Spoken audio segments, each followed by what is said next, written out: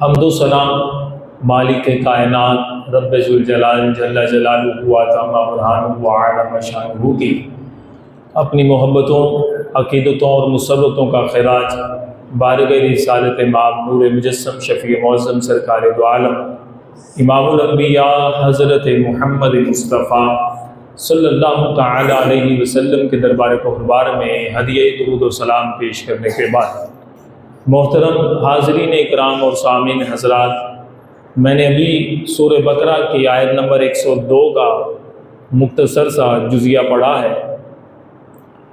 آج ہماری گفتگو کا موضوع سورہ بقرہ کی آیت نمبر 102 ہے۔ خلاق عالم سے دعا ہے کہ قرآن پاک سمجھنے اور اس پر عمل پیرا ہونے کی توفیق عطا فرمائے۔ موضوع ہے جادو کی مذمت۔ اللہ رب العزت قرآن پاک کے اندر ارشاد فرماتا ہے وَاتَّبَعُوا مَا تَتْلُو الشَّيَاطِينُ عَلَى مُلْكِ سُلَيْمَانَ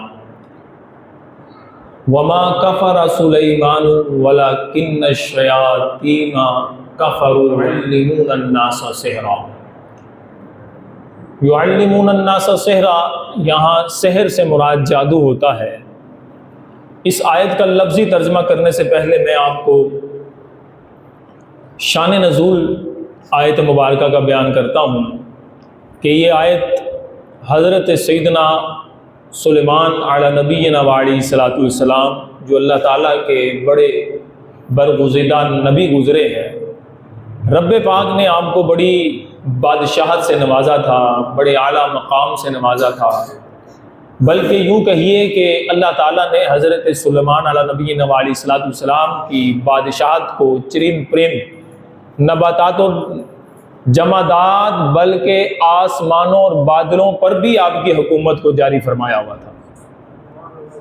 حضرت سلیمان علی نبینا علیہ الصلوۃ والسلام کی بادشاہت اس قدر عیاں تھی اور ہمیں اس کا علم بھی ہے بطور مسلمان ہونے کے ناطے، لیکن حضرت سلیمان علیہ نبینا علیہ الصلوۃ والسلام اپنی حکومت کے پیش نظر جنوں سے بھی، جنات سے بھی کام لیا کرتے تھے، حتیٰ کہ جنات نہریں کھودنے، محلات بنانے اور طرح طرح کے کام کرنے میں انسانوں کے ساتھ شریک ہوا کرتے تھے، یہاں تک کہ انسانوں کی اور جنات کی آپس میں ملاقات بھی ہوتی تھی۔ جب یہ کام کرتے جنات اور انسان مل کر، تو جنات بس اوقات ایسی حرکات و سکنات کرتے کہ انسان حیران و ششدر رہ جاتے، پریشان ہو جاتے۔ تو انسان جنات سے پوچھتے تم یہ معاملہ کیسے کر لیتے ہو، یہ معاجرہ کیسے تم سے صادر ہوتا ہے؟ تو جنات کہنے لگے کہ ہمیں منتر آتا ہے، ہم فلاں منتر پڑھتے ہیں، تو ہم سے یہ انہونی ہو جاتی ہے جس کو تم دیکھ کر حیران ہو جاتے ہو۔ انسانوں نے کہا کہ ہمیں بھی سکھاؤ۔ اب جنات انسانوں کو منتر سکھاتے، یہ منتر پڑھتے اور جیسے ہی پڑھتے تو جنات غائب ہو کر وہ کام سر انجام دے دیتے، تو انسان سمجھتے کہ واقعتاً اس کے اندر کوئی اثر ہے۔ یہ جناب اب جو بھی جنات سے منتر سیکھتے اس کو لکھ لیتے، لکھنے کے ساتھ ساتھ کتابیں بننا شروع ہو گئی۔ خبر بادشاہ وقت حضرت سلیمان علی نبینا علیہ الصلوۃ والسلام تک پہنچی کہ آپ کی حکومت کے اندر انسانوں نے منتر کرنا شروع کر دیے ہیں اور جنات نے ان کو غلط راستے پر لگا دیا ہے۔ تو حضرت سلیمان علی نبینا علیہ الصلوۃ والسلام نے اپنے وزیر حضرت عاصم بن برقیہ رحمۃ اللہ علیہ کو حکم دیا کہ اب سے انسانوں کی جنات سے ملاقات کو بند کر دیا جائے، جنات کی انسانوں سے اب ملاقات نہیں ہوگی۔ حضرت عاصم بن برقیہ رحمۃ اللہ علیہ نے یہ حکم پاتے ہی اپنے رایا کے اندر یہ حکم صادر کر دیا، جنات سے انسانوں کی ملاقات بند ہو گئی، اور حکم دیا کہ جتنی کتابیں منتر شنتر کی بنی ہیں، لکھی گئی ہیں، جتنی بھی ڈائریاں تیار ہیں، ان سب کو ضبط کر لیا جائے۔ وہ ساری کی ساری منتروں کی کتابیں ساری کی ساری منتروں کی ڈائریاں، رجسٹر پکڑے اور حضرت سلیمان علیہ نبینا علیہ الصلوۃ والسلام کا جہاں پر تخت بچھایا جاتا تھا اس تخت کے نیچے ان کو دفن کر دیا گیا۔ اب یہ معاملہ گزرتا چلا گیا۔ کچھ ہی عرصے کے بعد حضرت سیدنا سلیمان علیہ نبینا علیہ الصلوۃ والسلام کا وصال ظاہری ہو گیا۔ آپ دنیا سے ظاہری طور پر پردہ فرما گئے۔ جیسے ہی آپ نے پردہ فرمایا تو وہ جنات دوبارہ سے اچھل کود کرنے لگے۔ اب ان پر حکومت ختم ہوئی تو وہ اپنے معاملات میں دوبارہ سے شوبدہ بازیاں دکھانے لگے، اور شیطان انسانی شکل میں آ کر انسانوں کے پاس آ کر کہتا ہے کہ تمہیں میں بتاتا ہوں کہ یہ جو حضرت سلیمان علیہ نبینا علیہ الصلوۃ والسلام کے پاس جو اتنی بڑی بادشاہت تھی کہ چرند و پرند، نباتات و جمادات، حتیٰ کہ بادلوں اور آسمانوں پر بھی آپ کی حکومت ہے، تو یہ حکومت تمہارے پاس بھی آ سکتی ہے، اس کا کوئی مذائقہ نہیں ہے، تم بھی یہ عمل کر سکتے ہو۔ لوگوں نے پوچھا کہ وہ کیسے ہو سکتا ہے؟ شیطان نے لوگوں کو بتایا کہ تم حضرت سلیمان علیہ نبینا علیہ الصلوۃ والسلام کے تخت کے نیچے جو کتابیں تھیں ان کو نکالو، اس کے اندر جو منتر اور جادو لکھا ہوا ہے وہ تم پڑھو گے تو تمہارے لیے بھی وہ ساری حکومتیں اور سارے وہ معاملات اثر ظاہر ہونے شروع ہو گئے۔ لوگ بھاگے اور بھاگ کر حضرت سلیمان علیہ نبینا علیہ الصلوۃ والسلام کی تخت کے نیچے سے وہ منتروں کی کتابیں، وہ جادو کی کتابیں نکالیں، اور نکالنے کے بعد پھر دوبارہ وہی منتر اور جادو کرنا شروع کر دیے۔ تورات اور زبور کو پڑھنا چھوڑ دیا، رب کے کلام کو پڑھنا چھوڑ دیا اور منتر پڑھنا شروع کر دیے۔ کچھ ہی عرصہ گزرا تھا کہ یہاں تک کہ لوگوں کے درمیان یہ بد عقیدہ اٹھنا شروع ہوا کہ نعوذ باللہ ذالک حضرت سلیمان علیہ نبینا علیہ الصلوۃ والسلام اللہ کے نبی نہیں تھے، یہ بہت بڑے جادوگر تھے۔ ان بدبختوں نے جو منتر شنتر سیکھتے تھے، انہوں نے اللہ کے نبی حضرت سلیمان علیہ نبینا علیہ الصلوۃ والسلام کی نبوت کا انکار کر دیا۔ چلتے چلتے سلسلہ امام الانبیاء علیہ الصلوۃ والسلام تشریف لائے۔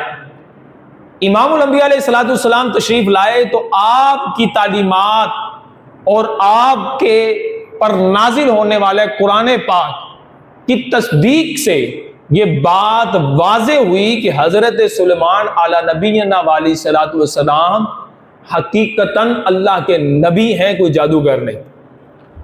گویا کہ نبی پاک صلی اللہ علیہ وسلم نے حضرت سلیمان علیہ نبینا علیہ الصلوۃ والسلام کی نبوت کا تحفظ فرمایا، اور آپ کی تعلیمات کے ذریعے یہ پیغام امت تک پہنچا کہ حضرت سلیمان علیہ نبینا علیہ الصلوۃ والسلام کو جو رب نے بادشاہت عطا فرمائی تھی اس کے ساتھ ساتھ نبوت سے بھی سرفراز فرمایا تھا۔ تو آئیے قرآن پاک کی اب یہ آیت مبارکہ جس کا میں نے شان نزول آپ کے سامنے بیان کیا ہے، اللہ رب العزت قرآن پاک میں ارشاد فرماتا ہے، اس کا آخری سے جزیہ ہے، پھر بعد میں شروع سے پڑھتا ہوں، یا ابتداً ہی شروع سے سورہ بقرہ پڑھ لیتے ہیں۔ وَاتَّبَعُوا مَا تَتْلُو الشَّيَاطِينُ عَلَى مُلْكِ سُلَيْمَانَ، اور وہ پیروی کرتے تھے جو شیطان حضرت سلیمان علیہ السلام کی بادشاہت میں تلاوت کرتا تھا، جو پڑھتا تھا، یہ لوگ بھی اسی کی پیروی کرنے شروع کر دیا۔ یعنی گویا کہ وہ جادو شیطان نے سکھایا تو یہ بھی اس کی پیروی کرتے ہوئے جادو کرنے شروع کر دیے، حتیٰ کہ انہوں نے یہ عقیدہ بنا لیا کہ حضرت سلیمان اللہ کے نبی نہیں ہے۔ اللہ فرماتا ہے وما کفر سلیمان، حضرت سلیمان علیہ السلام نے کفر نہیں کیا، وہ کافر نہیں ہے۔ وَلَكِنَّ الشَّيَاطِينَ كَفَرُوا يُعَلِّمُونَ النَّاسَ السِّحْرَ، لیکن شیطان نے کفر کیا کہ جو لوگوں کو جادو سکھاتا۔ حضرت سلیمان علیہ السلام نے کوئی کفر نہیں کیا، وہ اللہ کے نبی تھے، وہ برحق نبی اور تعلیمات ربی ہی پیغام پہنچانے والے تھے، لیکن شیطان نے لوگوں کو جادو سکھایا۔ اور ایک جادو جو شیطان کے بتانے سے امت میں پھیلا، اور دوسرا جادو جو پھیلنے کی صورت بنی تھی، وہ اللہ رب العزت اسی آیت مبارکہ کے اندر بیان فرماتا ہے وَمَا أُنزِلَ عَلَى الْمَلَكَيْنِ بِبَابِلَ ہاروت و ماروت، دو اللہ کے فرشتے حضرت ہاروت اور ماروت، یہ اللہ کے فرشتے بابل کے مقام پر، بابل عراق کا ایک شہر تھا جو حضرت ابراہیم علیہ السلام کی جائے ولادت ہے. اس شہر میں ہاروت اور ماروت آئے اور یہ لوگوں کو آ کر جادو کے حوالے سے بتلاتے اور اس سے منع کیا کرتے تھے کہ تم یہ عمل نہ کرو، اس کے اندر کفریہ عبارتیں ہیں، شرکیہ عبارتیں ہیں، تم اس طرح کا فعل نہ کیا کرو. تو دوسرا جو کام جادو کا آنے کا سبب بنا، ایک تو شیطان اور دوسرا یہ دو فرشتے کہ جو آ کر لوگوں کو تعلیم دیتے تھے کہ بھئی تم نے یہ جو جادو ہے اس کے اندر شرکیہ عمل ہے، یہ عمل نہ کرو. اور لوگ بجائے اس کے کہ ان کی بات کو مانتے لیکن وہ جادو سیکھ لیا کرتے تھے. تو یہی معاملہ اللہ فرماتا ہے وما انزل علی الملکین، جب دو فرشتے نازل کیے گئے ببابل ہاروت و ماروت، بابل کے مقام پر ہاروت اور ماروت کو، وما یعلمان من احد حتی یقولا انما نحن فتنۃ فلا تکفر. یہ دونوں فرشتے کیا کہتے تھے؟ اللہ فرماتا ہے یہ دونوں کسی ایک کو بھی کچھ نہیں سکھاتے تھے، یہاں تک کہ یقولا، یہ دونوں کہتے تھے کہ ہم فتنۃ، ہم آزمائش کے لیے آئے ہیں، ہمیں رب نے آزمائش کے لیے بھیجا ہے، ہم تو امتحان لینے آئے ہیں. فلا تکفر، تم کفر نہ کرو، تم کافر فعل نہ کرو، تم شرکیہ عبارات جادو ٹونے کی نہ پڑھو. فیتعلمون منہما ما یفرقون بہ بین المرء وزوجہ، وہ دونوں ان کو سکھاتے، یعنی وہ لوگ جو ان سے تھے وہ ان دونوں سے سیکھتے جس کے ذریعے مرء وزوجہ، میاں بیوی کے درمیان جدائی ہو جاتی تھی. یہ لوگوں نے سیکھنا شروع کر دیا جادو، جس جادو کے ذریعے میاں بیوی زوجہ اور اس کے شوہر کے درمیان جدائی ہو جاتی تھی. وما ہم بدارین بہ من احد الا باذن اللہ، اور ان میں سے کسی ایک کو بھی نقصان نہیں پہنچتا تھا مگر اللہ کے حکم سے.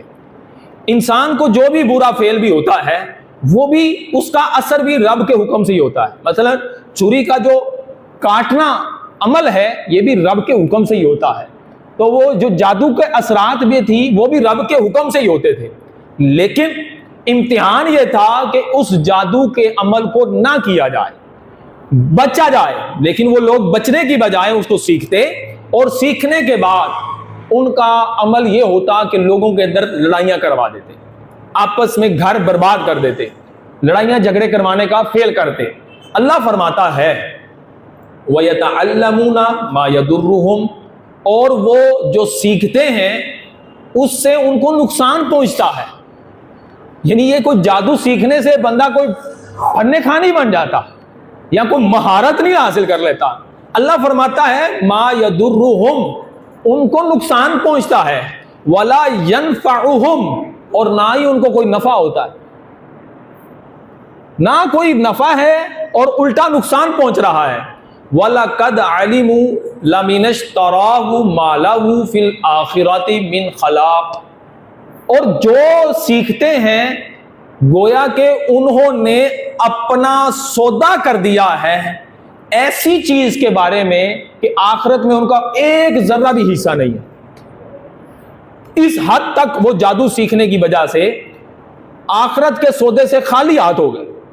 آگے اللہ فرماتا ہے وَلَا بِئْسَ مَا شَرَوْا بِهِ أَنفُسَهُمْ، اتنا ہی برا انہوں نے اپنی جانوں کا سودا کیا، اتنا ہی گندا انہوں نے اپنی جانوں کا سودا کیا ہے. لَوْ كَانُوا يَعْلَمُونَ، کیا ہی اچھا ہوتا اگر یہ جانتے.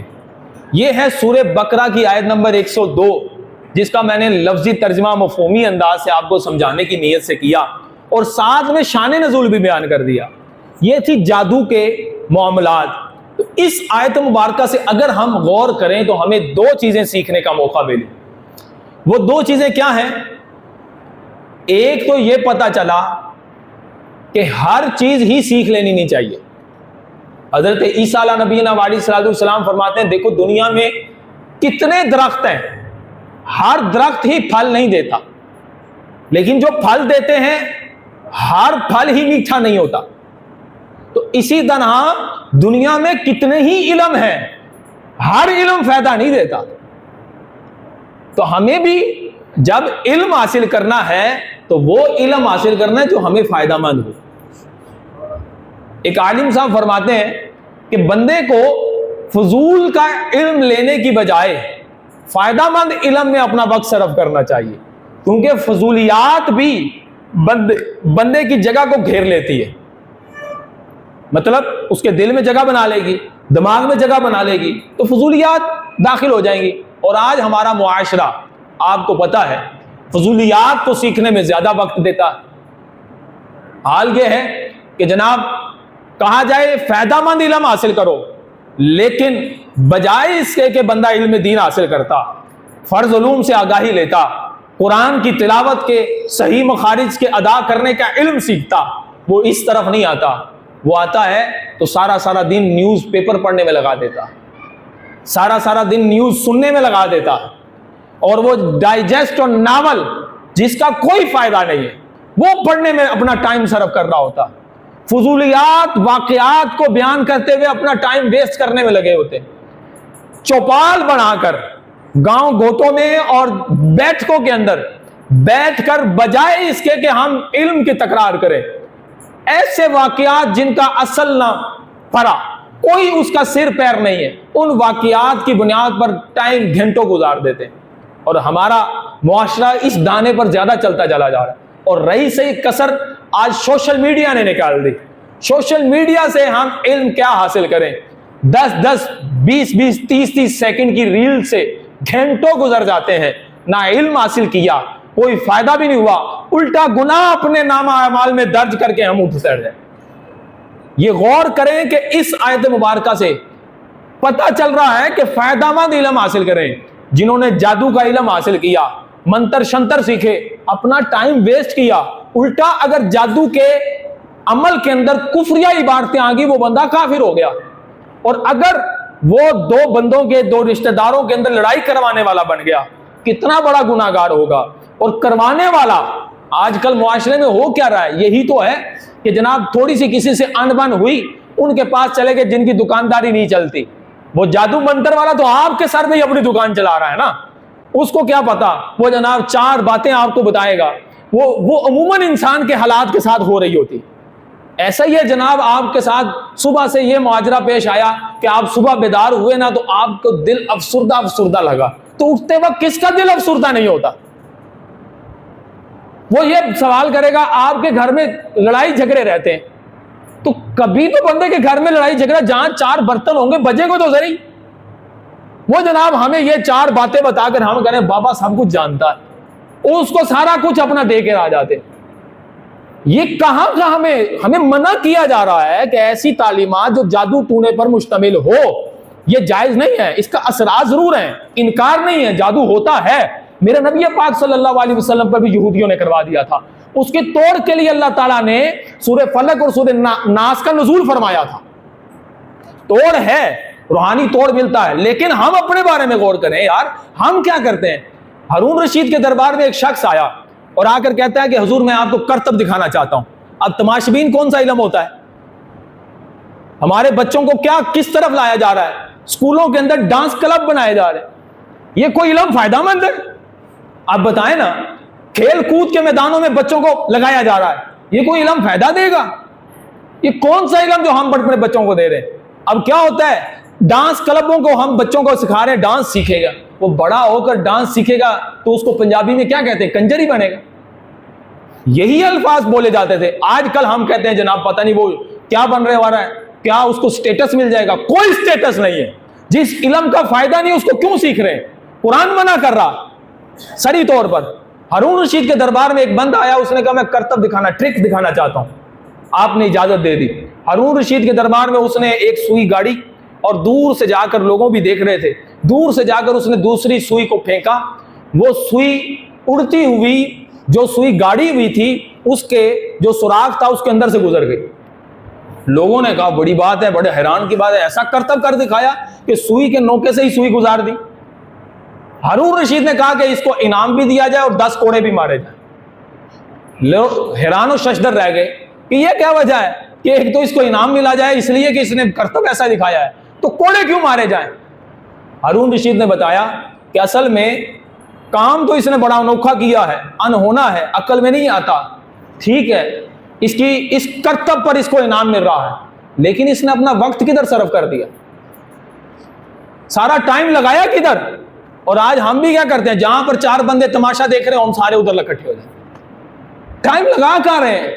اذان دینے والا مؤذن بلا رہا ہے نماز پڑھو، ٹائم نہیں ہے جناب، کاروبار میں بڑا مصروف ہوں، ملازمت ہوتی ہے، بچوں کے لیے بھی کمانا ہوتا ہے، بچوں کے کمائی کی ذمہ داری ہم نے اٹھائی ہوئی ہے، جس کا ذمہ اللہ تعالیٰ نے لیا ہوا، اور ہم نے اپنے معاملات کو رب پہ چھوڑا ہوا، جو کہ جس کے بارے میں ہم سے رسپانسبلٹی کے طور پر ہم سے پوچھا جائے گا، انویسٹیگیشن ہوگی، اس معاملات کو ہم نے نہیں کر رہا، نماز نہیں پڑھ رہے جو رب کا فرض ہے، روزے رکھنے کے معاملات میں ہم بیمار ہیں، رب کا فرض ہے، زکوٰۃ دینے کے معاملات میں ہم فقیر ہیں، رب کا فرض ہے، اتنے امیر بھی بعض لوگ ہوتے ہیں حج فرض ہو چکا ہوتا ہے، حج نہیں کر رہے، رب کا فرض ہے، ادا نہیں کر رہے، جس کے بارے میں پوچھا جائے گا۔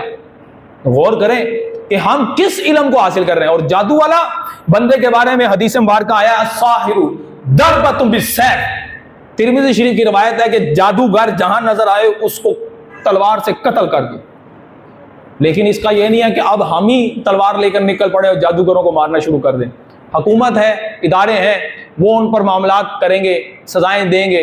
اسلامی شرعی لا یہی ہے کہ جادوگر کو مار دیا جائے۔ اب ایک جگہ میرے نبی پاک صلی اللہ علیہ وسلم نے فرمایا لا ينظر اللہ یوم القیامت الی مانع الزکات ولا الی آکل مال الیتیم ولا الی ساحر ولا الی غادر، مسند فردوس کی حدیث مبارکہ ذرا توجہ سے سنیے گا، توجہ ہے ذرا؟ اب یہ حدیث سنیے گا، میرے آقا علیہ الصلوۃ والسلام نے ارشاد فرمایا اللہ بروز قیامت اس بندے کی طرف نظر رحمت نہیں فرمائے گا، کس کی طرف؟ فرمایا وہ جو زکوٰۃ نہ دیتا ہو، نمبر 2 فرمایا یتیموں کا مال کھانے والا، نمبر 3 جادوگر، جادو کرنے والا، ٹونے کرنے والا، منتر شنتر کرنے والا، اور نمبر 4 دھوکہ دینے والا۔ ہم غور کر لیں، آج ہمارے گھر کی خواتینیں آدھی سے زیادہ دوسرے گھروں کا پٹھا بانے کے لیے، پنجابی میں کہتے ہیں، باپوں کے پاس چلے جاتی ہیں اور شریعت کی دھجیاں اڑا رہی ہوتی ہیں، ہم منع کرنے کے باوجود نہیں منع کر رہے، اور بعض لوگ بےچارے ایسے آتے ہیں جو جادو کے آڑ میں پھنسے ہوئے ہوتے ہیں، وہ بےچارے ڈھونڈ رہے ہوتے ہیں کہ ہمارا کاروبار نہیں چل رہا، جدھر ہاتھ ڈالتا ہوں سارا تباہ ہو جاتا ہے، جو کام کرتا ہوں بربادی ہو جاتی ہے۔ دیکھو میں نے سورہ بقرہ کی آیت نمبر 102 پڑھ کر آپ کو سنائی ہے، وہ جادوگر کیا سیکھتے تھے؟ جادو سیکھتے تھے کہ میاں بیوی کے درمیان جدائی کروا دیتے تھے، گھروں کے یعنی بستے ہوئے رشتوں میں دراڑ ڈال دیتے تھے۔ تو خدارا ایسا علم رکھنے والے کے صحبت سے بھی بچیں اور ایسا عمل کروانے سے بھی بچیں کہ جو دونوں کام حرام ہیں، ناجائز ہیں شریعت کے اندر، اس کی مال بھی اکٹھا کرنا جائز نہیں۔ ہاں جادوگر اگر توبہ کرے تو اللہ اس کی توبہ قبول فرمانے پر برحق ہے، اس کی توبہ قبول ہے اگر سچے دل سے توبہ کر لیتا ہے۔ وہ اللہ تعالیٰ سے دعا ہے کہ ہر طرح کے ایسے بابوں کہ جو انسان کا ایمان داؤ پر لگا دے، ایسے بہرو پیا جو انسان کے پیسوں سے کھیل کر لوگوں کے گھروں کو برباد کرتے ہیں، ان کو ہدایت عطا فرمائے اور ہم سب کو شریعت مطہرہ کے مطابق زندگی گزارنے کی توفیق عطا فرمائے۔